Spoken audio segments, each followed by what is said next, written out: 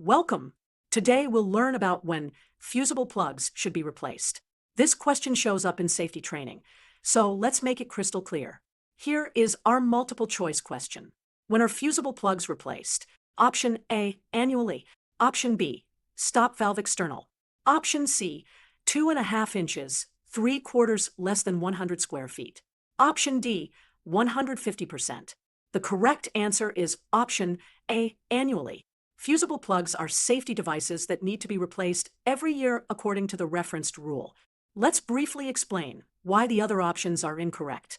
Option B refers to a stop valve location, which is unrelated to the required replacement interval. Option C mixes sizing details that do not correspond to the annual replacement rule. Option D refers to a percentage that again is not part of the replacement schedule. To picture it, imagine a fusible plug on a steam boiler indicated here. Every 12 months, maintenance crews replace it to keep the safety system fresh and reliable. In summary, fusible plugs are a critical safety item that are replaced every 12 months, so option A is the only choice that follows the rule. The other options describe unrelated details, so they remain incorrect.